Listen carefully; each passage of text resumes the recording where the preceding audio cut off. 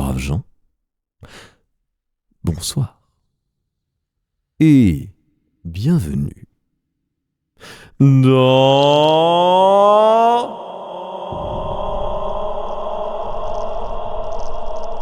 Horrifiques histoires.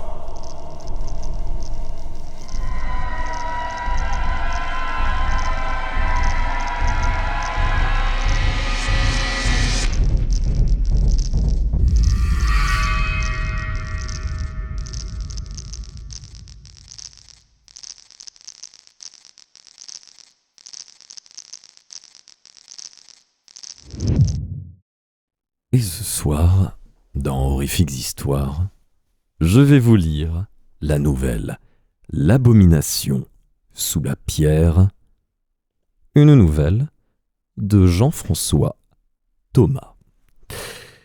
Braves gens, bonne écoute.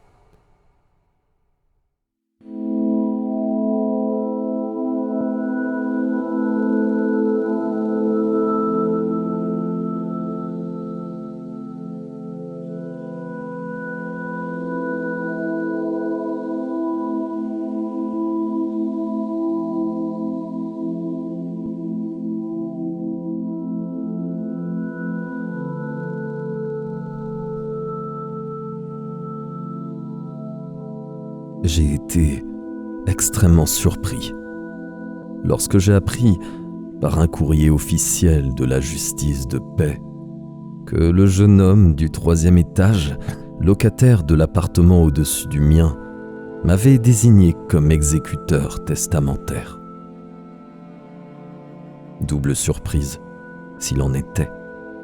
D'abord, d'apprendre le suicide déconcertant de ce jeune homme au comportement étrange, réservé et solitaire, qui rasait les murs et ne répondait pas, ou du bout des lèvres, aux salutations lorsqu'il m'arrivait de le croiser dans les couloirs de notre immeuble. Ensuite, qu'il m'ait désigné moi, un simple voisin, un quasi-inconnu, pour me confier une tâche réservée d'ordinaire aux membres de la famille, ou à un homme ou femme de loi. Je me suis alors souvenu l'avoir renseigné, puis accompagné dans la forêt, et que j'avais été, semblait-il, bien malgré moi, la personne qui lui était le plus proche, car la lettre précisait son statut d'orphelin.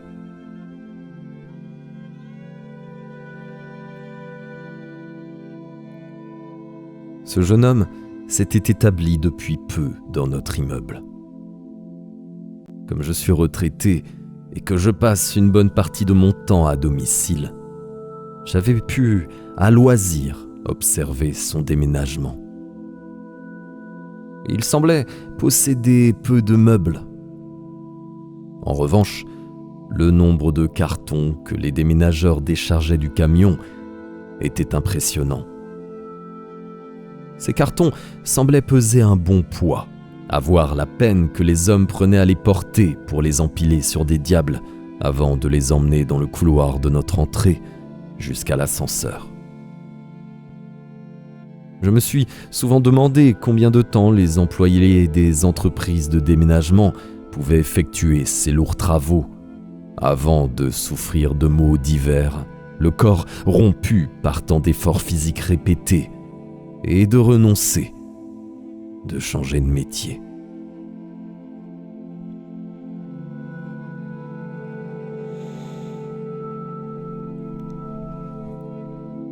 À l'évidence, ce jeune homme n'avait pas de famille. Il m'a donc semblé de mon devoir, au vu de ce qui s'était passé, d'aider ce malheureux à exécuter ses dernières volontés. J'ai donc accepté la charge. Pour remplir à bien ma mission, on m'a donné accès à son appartement et à tous ses documents. Ma première surprise a été de constater que mon voisin disparu ne possédait pas d'ordinateur, ni tablette, ni téléphone portable, ni même de télévision. Il semblait n'avoir aucune existence numérique, ce qui, en un sens, allait plutôt me simplifier la tâche. Pas besoin de mots de passe à rechercher, va savoir où.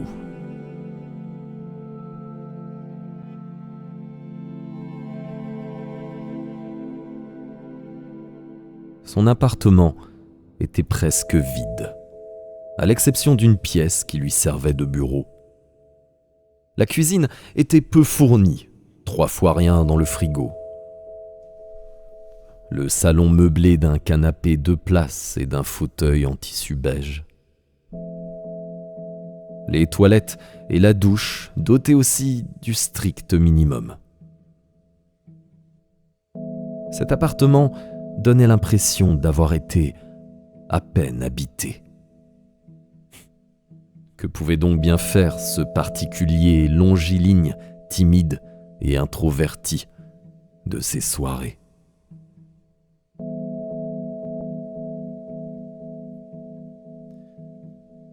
J'ai trouvé la réponse dans le bureau. Cette pièce qui dégageait un remugle de sueur, de renfermé et de poussière était encombrée d'un fatras de classeurs, de dossiers, de paperasses, de livres, de stylos, de crayons et autres matériels de bureau. Les murs étaient garnis de bibliothèques croulant sous les ouvrages et les classeurs fédéraux. Des piles de dossiers formaient des colonnes branlantes, s'élevant depuis le sol jusqu'à presque atteindre le plafond. Des cartons d'archives contenaient des coupures de presse, des journaux, des lettres, des photocopies. Devant cet amoncellement, je me suis pris à regretter la version numérique dont Charles Wilcox, tel était le patronyme de mon défunt voisin, semblait avoir été atteint. Il fallait bien pourtant que je me mette à l'ouvrage. Je me suis donc attelé à la tâche, conscient qu'il me faudrait bien des semaines, voire des mois, avant d'avoir pu trier, organiser et classer cette montagne de papier. Et regrettant amèrement d'avoir donné mon accord pour cette mission qui m'apparaissait maintenant insurmontable.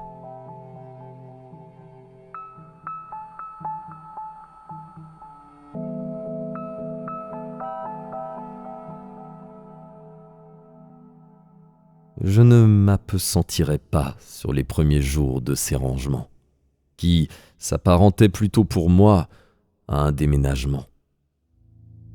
Je m'attaquais à une pile, la déplaçais dans le salon, dans lequel j'avais poussé le fauteuil contre un des murs, et m'asseyais sur le canapé pour trier et ensuite disposer par terre en de nouvelles piles les documents par sujet.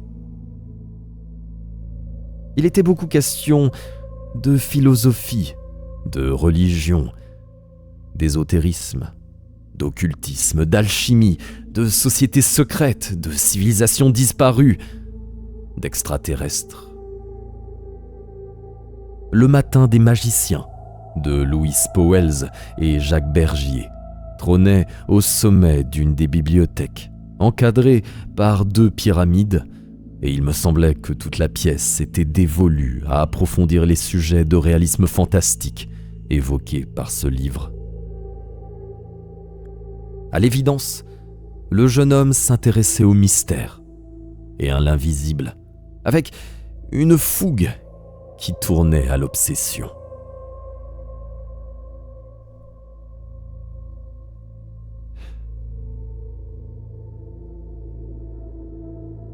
Je commençais à me décourager et envisageais d'aller trouver le juge de paix pour me démettre de ce boulot sous un prétexte qu'il me restait à imaginer. Lorsque je mis fortuitement la main sur un petit cahier noir caché sous le coussin du canapé sur lequel je m'installais pour effectuer mon tri. J'avais malencontreusement bousculé l'épais coussin qui, tombant par terre, me révéla le cahier noir sur lequel je m'asseyais depuis plusieurs jours, sans avoir d'aucune manière décelé sa présence. Intrigué, je commençai à le lire. et ne pus interrompre ma lecture avant de parvenir à la fin. Le récit apportait des éléments de réponse sur le funeste destin de ce pauvre garçon. Je le rapporte ici, sans autre commentaire. Pour l'instant.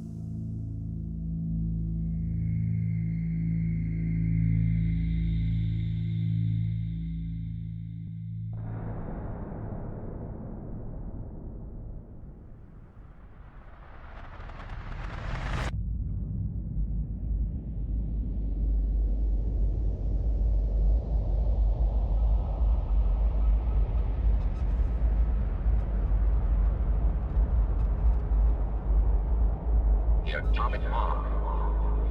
The atomic bomb. The atomic bomb. The atomic bomb. The atomic bomb.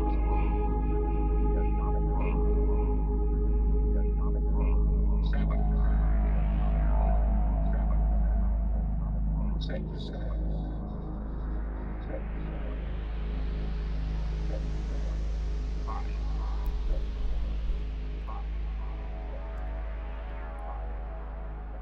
J'avais emménagé dans ce nouvel appartement, à Romanel-sur-Lausanne, en raison de sa proximité avec la forêt. Car rien ne m'apaise plus que la nature, au sein de laquelle je me sens libre et en accord avec l'univers, qui recèle tant de mystères. Ma rente me suffit pour vivre. Je n'ai donc pas besoin de travailler et je peux consacrer tout mon temps à mes recherches. Mais rester enfermé nuit à ma santé. Et il me faut un endroit où je peux marcher et réfléchir en toute tranquillité.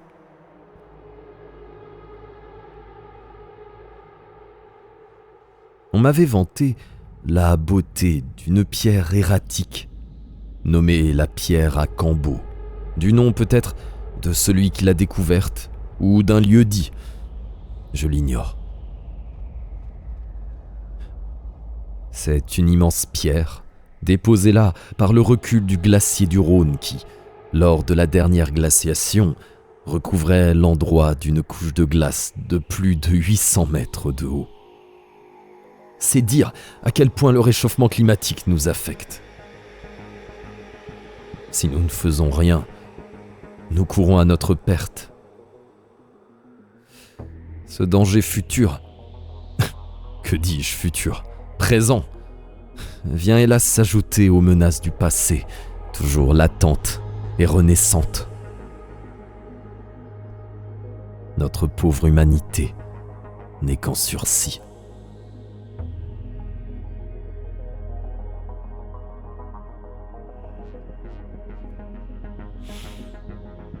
On entre dans la forêt par une entaille de la frondaison, pour suivre un chemin de terre tortueux bordé d'arbustes et de broussailles envahissantes.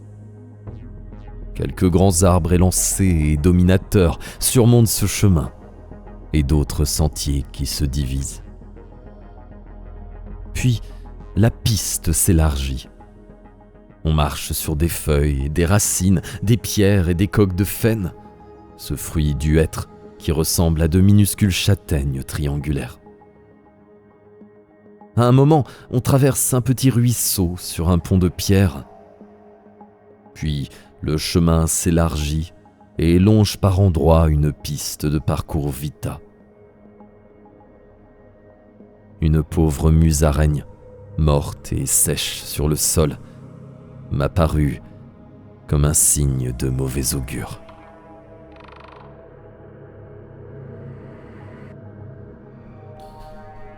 Puis, on arrive vers le site de la pierre à Cambo, surveillé par 3 séquoias géants dont l'écorce est si tendre qu'on peut s'en servir comme punching ball et les boxer sans se faire de mal, jeu auquel 2 enfants âgés de 7 ou 8 ans s'amusaient lorsque j'y parvins.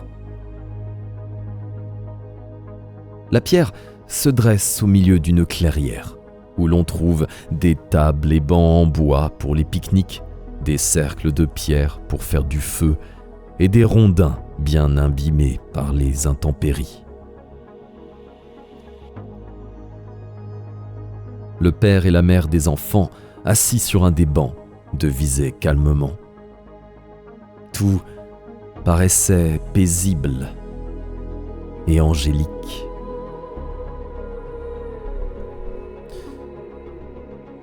La pierre est haute de 3 ou 4 mètres environ et présente un côté fracturé qui offre des prises pour grimper à son sommet.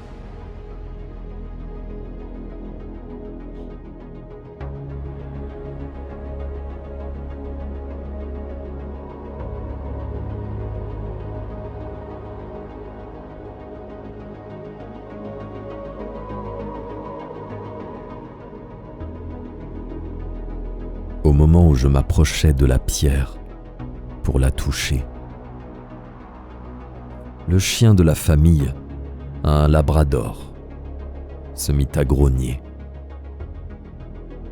Je crus qu'il en avait après moi, mais ce n'était pas le cas.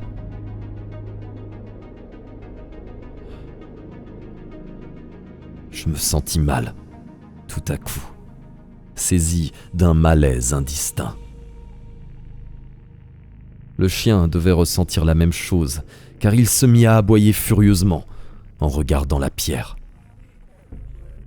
Les parents tentèrent de le rappeler, de le calmer.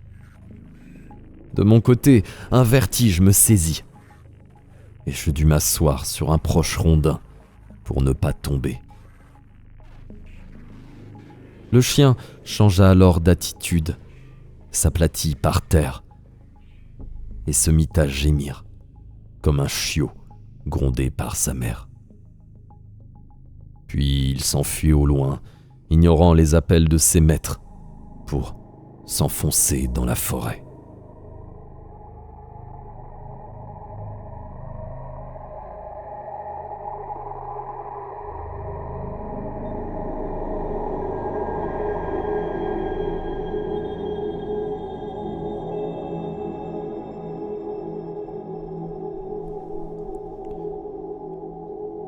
Le sentiment d'inconfort, de mal-être que je ressentais ne se dissipait pas. Conscient de mon angoisse et de ma faiblesse, je décidai de ne pas aller plus avant. Je me levai et me mis à reculer en observant avec appréhension la source de ma frayeur. Les 2 enfants boxeurs me regardèrent m'en retourner à reculons d'un air étonné, puis reprirent leur activité de marteleur de tronc sans m'accorder plus d'intérêt.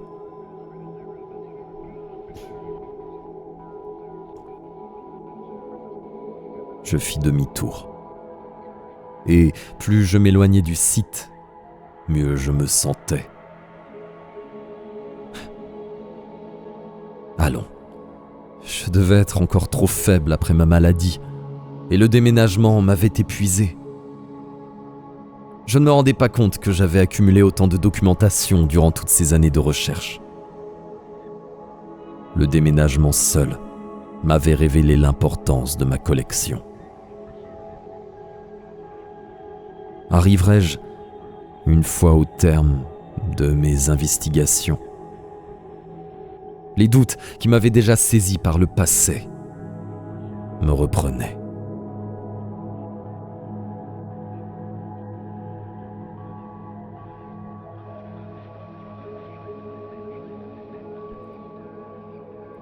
Je continuais donc mes recherches dans ce nouveau lieu, cet appartement du 3e étage de cet immeuble du chemin des Esserpices.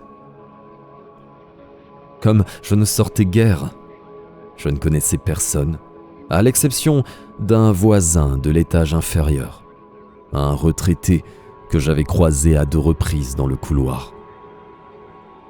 C'est lui qui m'avait mis sur la piste de cette pierre à Cambo, me la citant comme curiosité du village, au même titre que l'étang de Praskeron, place de pique-nique appréciée des familles.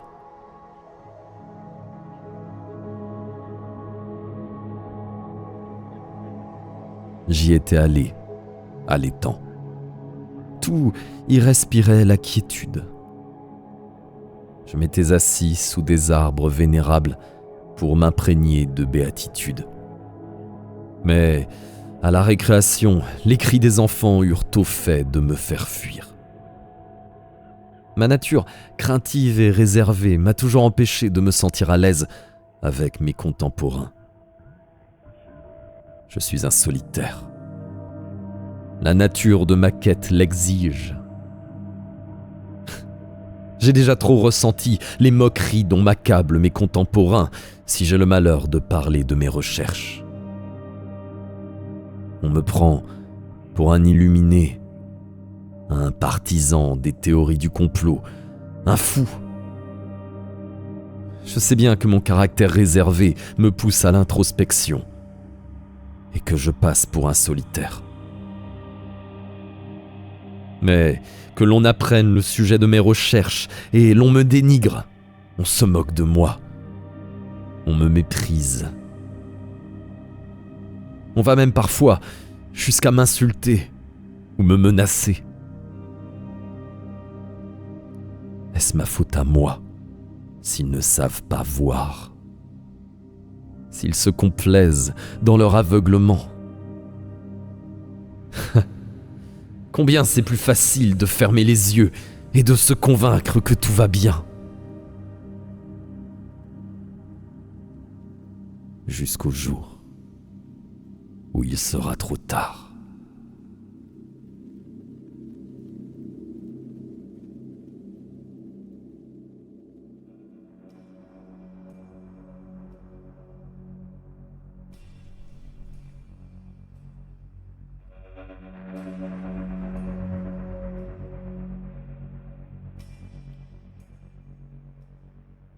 Je sentais confusément que mon récent déménagement et mon installation à Romanel ne devaient rien au hasard.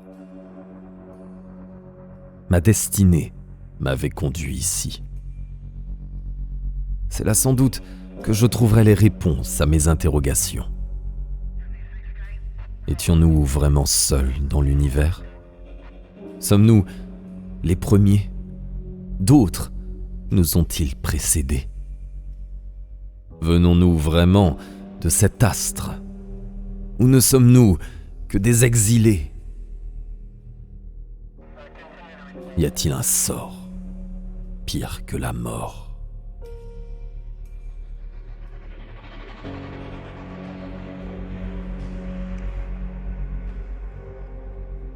Je me convainquis que mon malaise près de la pierre à Cambo n'était dû qu'à ma fatigue. Il fallait que je retourne vers cette pierre afin de la voir de près. Il paraît que l'on peut grimper dessus sans trop de difficulté. Je ne doutais pas qu'une fois au sommet, je sentirais les énergies développées par ce qui pourrait bien être un accès au mystère de la création. Une porte vers l'ailleurs, un passage vers l'inconnu, vers la déité.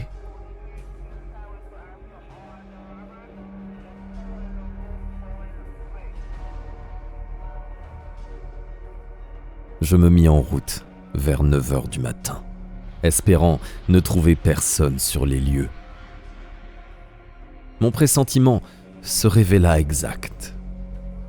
Le site était tel que je l'avais découvert 2 jours auparavant, mais désert.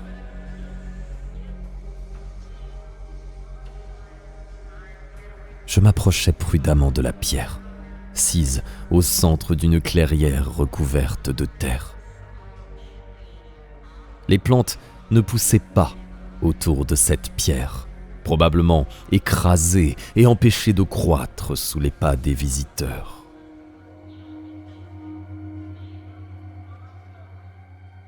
Rien ne se produisit. Mon sentiment de malaise ne se renouvelait pas.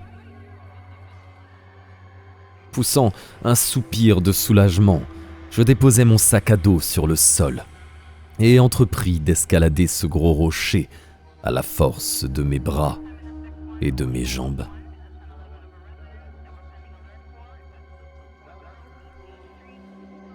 Il n'y avait pas beaucoup de place au sommet, mais cela suffisait pour ma seule personne. La clairière était entourée d'arbres, notamment de ces séquoias géants. Et pour peu, en levant la tête, on pouvait se croire au centre d'un vortex s'apprêtant à tourbillonner au centre de l'univers.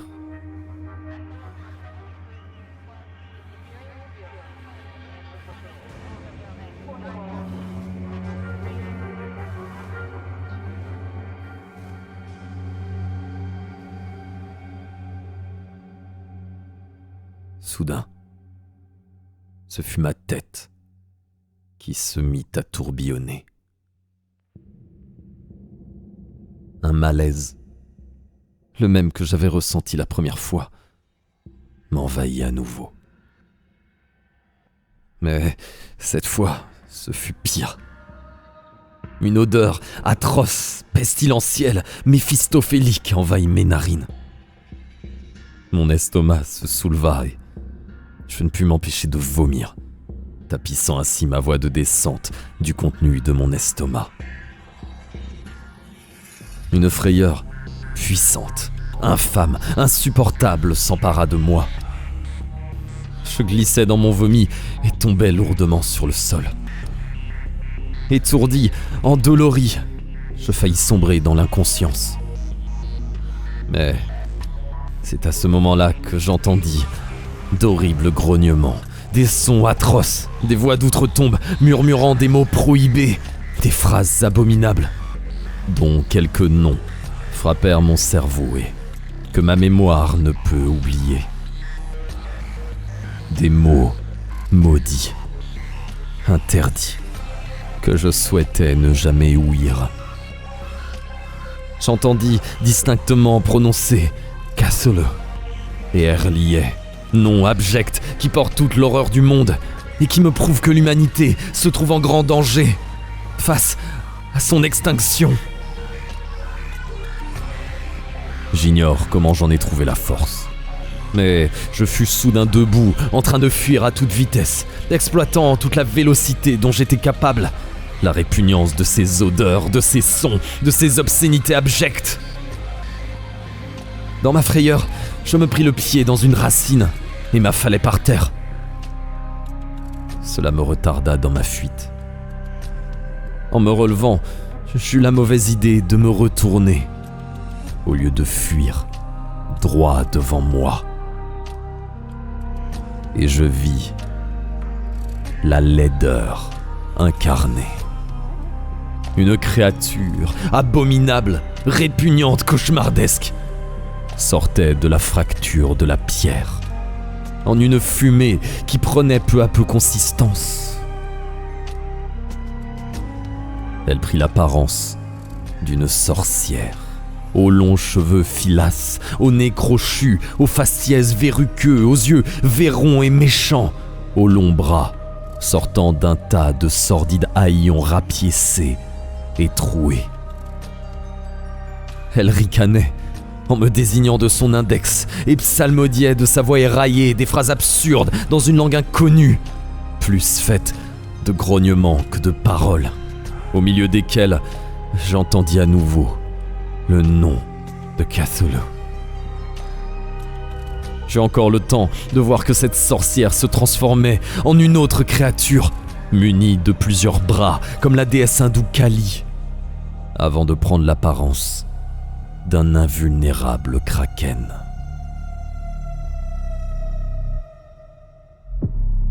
Paniqué, je courus à perdre haleine, boitant et ahanant, l'esprit embrumé par tant de monstruosité, croyant ma dernière heure venue. Je me réfugiai dans mon appartement, dont je fermai la porte à double tour, et me cachai de longues heures sous mon lit, tremblant d'effroi.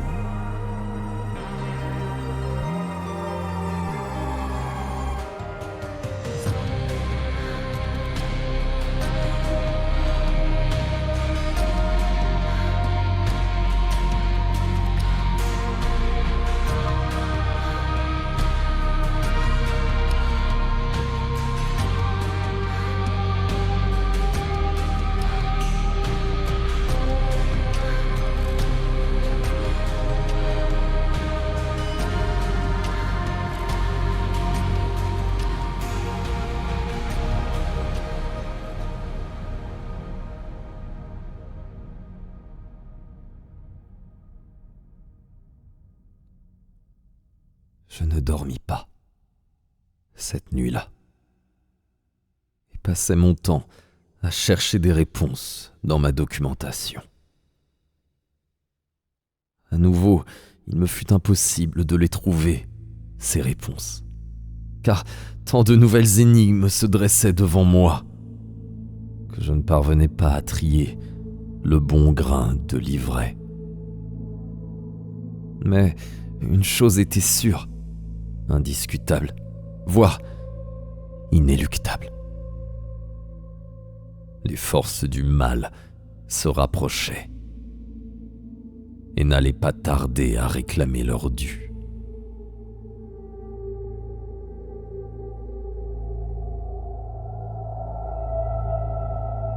Il faut croire que même face à un impitoyable danger, l'être humain est faible,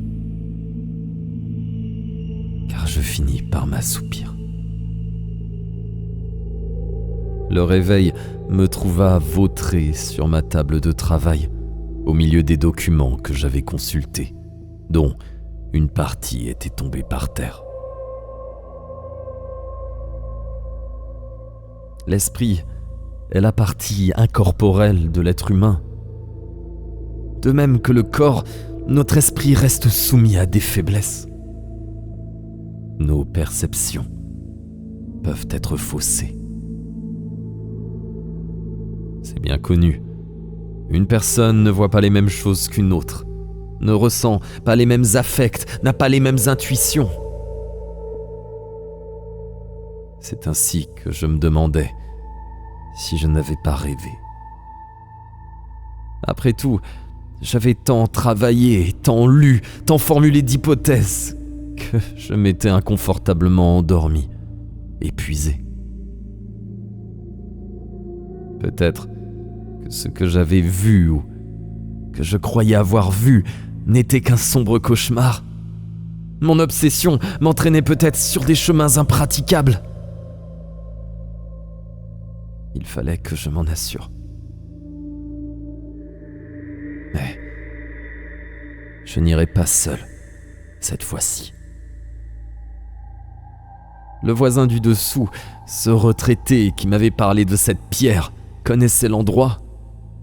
Il avait du temps libre. Donc, malgré mes réticences, je me contraignis à aller lui demander du soutien, sans lui dire bien sûr quels étaient mes tourments. Je lui proposais de me montrer l'endroit dont il m'avait parlé et de m'y accompagner.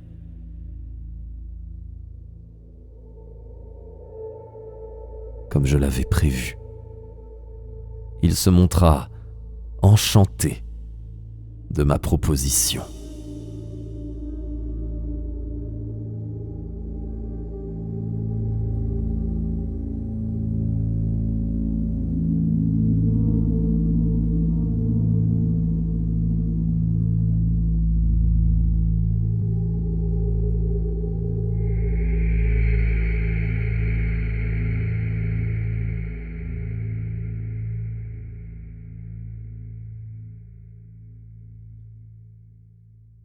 À cet endroit de ma lecture, je fus forcé de m'interrompre.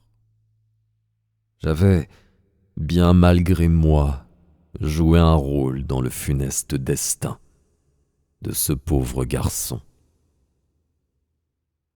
En effet, c'est moi qui lui avais parlé de la pierre à Cambo, désireux de l'aider à s'intégrer dans son nouvel environnement. Lorsqu'il vint me voir de bon matin pour me demander, d'une voix faible et hésitante, d'accepter de l'accompagner pour le guider vers cette curiosité locale, je vis qu'il avait plutôt mauvaise mine. Les traits tirés, de grosses cernes violacées sous les yeux que ses lunettes de myope ne parvenaient pas à cacher. Le teint pâle, les cheveux en bataille. Sa maigreur me frappa une fois de plus. On aurait dit qu'il n'avait que la peau sur les os. Se nourrissait-il convenablement? Était-il malade, anorexique, cancéreux, un diabète non contrôlé, des troubles thyroïdiens ? Je me perdais en conjections.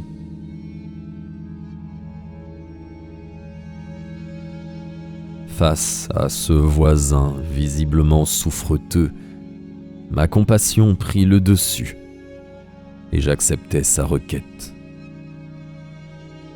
Un peu de marche, un brin d'effort physique ne pourrait que lui faire du bien. Le temps d'enfiler mes souliers, de prendre une bouteille d'eau plate, d'enfiler une veste et mon chapeau, et nous voilà partis.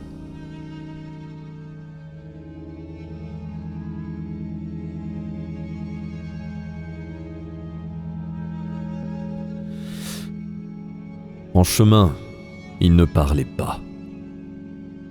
J'essayais pourtant d'entretenir la conversation en lui montrant l'endroit où, au printemps, on trouvait de l'ail des ours en quantité, en lui expliquant que l'on se rendait en réalité dans le bois de Vernon-Dessous, localité rattachée à la commune de Lausanne, en lui demandant quelles études il avait menées, d'où il venait, s'il avait de la famille. Mais il ne répondait que par des grognements indistincts, d'une voix éteinte. J'aurais tout aussi bien pu poser des questions aux arbres que l'on croisait sur notre chemin. Au bout d'un moment, je cessais de faire des efforts et me contentais de cheminer en silence avec lui, me demandant quelle sorte d'individu pouvait se montrer aussi taciturne.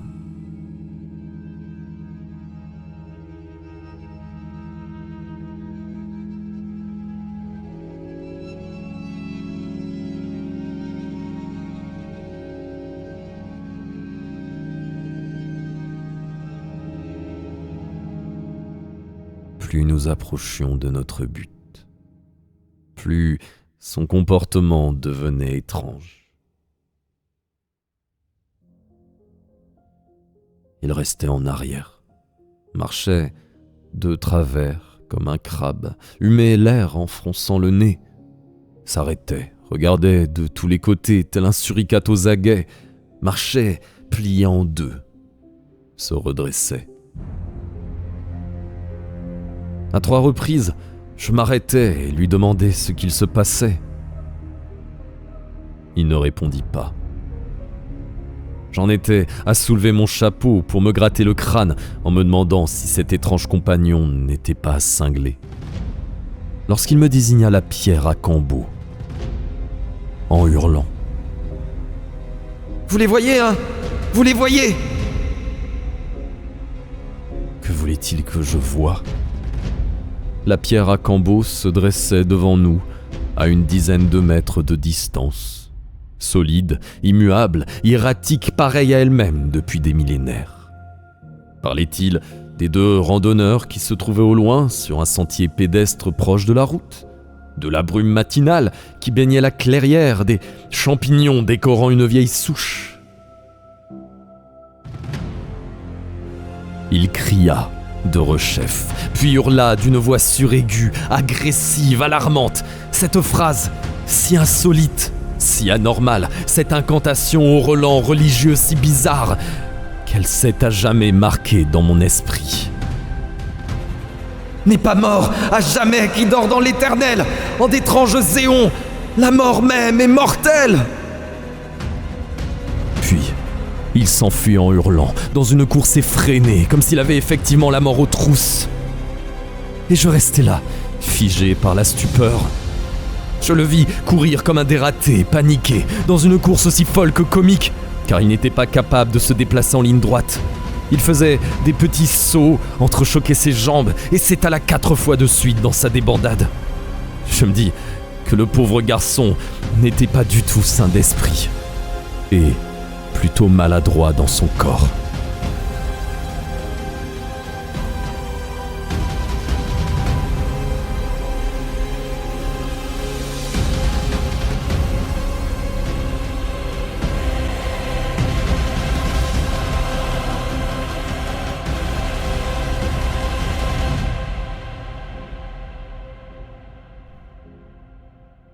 je ne le revis plus. Depuis ce jour-là, il s'était enfermé chez lui. Par la suite, je suis allé toquer plusieurs fois à sa porte, mais il n'a jamais répondu. Et pour cause. Et je n'étais pas là le jour où les pompes funèbres sont venues le chercher. C'est la concierge qui m'a appris la triste nouvelle. J'en ai été vraiment affecté. C'est 1 mois après ces événements que je reçus la lettre de la justice de paix.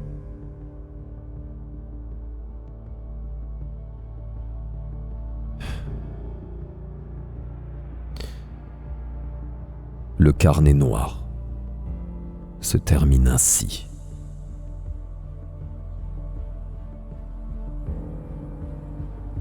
Face à ces horreurs, ces monstres démoniaques issus des entrailles de notre planète, où ils dormaient pendant des millénaires, devant ces abominations qui se réveillent, je me suis enfui, abandonnant mon accompagnateur.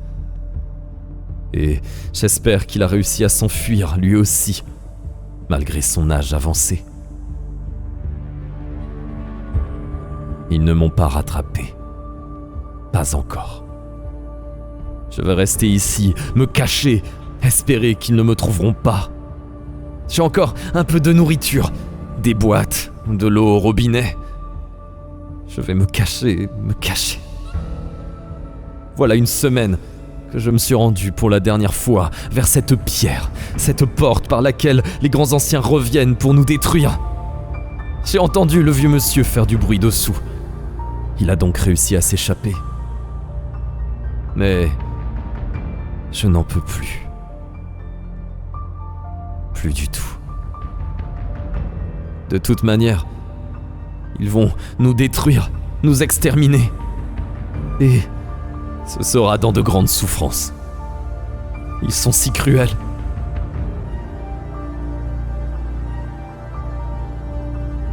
Je n'ai presque plus rien à manger. Je n'ai plus envie de manger, ni de boire, ni de vivre. Je vais recourir à la ricine que je garde toujours avec moi, en espérant que ses effets seront rapides. Je vais encore rédiger une lettre que je vais laisser en évidence sur mon bureau, par laquelle je désigne le vieux monsieur du dessous comme une connaissance qui pourra s'occuper de mes affaires. C'est le seul qui se soit montré compréhensif avec moi.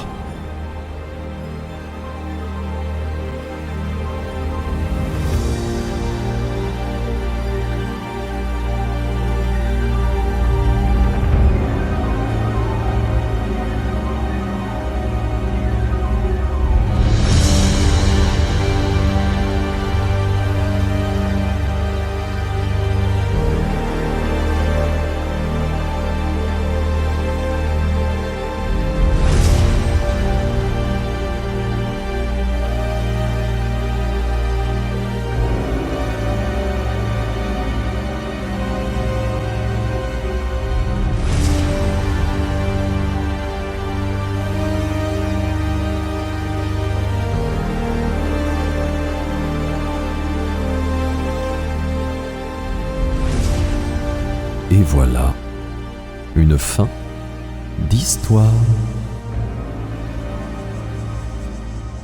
Oh, wouhou! La musique. Miam miam miam miam.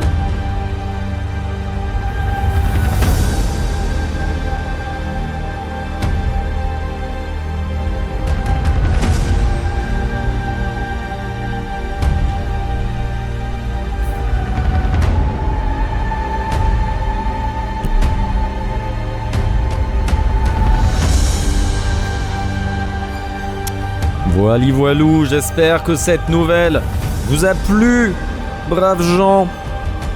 Que vous avez apprécié, n'est-ce pas? Tout à fait. Oui. J'ai retenu qu'il y avait un chien. Il y a eu un chien à un moment, effectivement.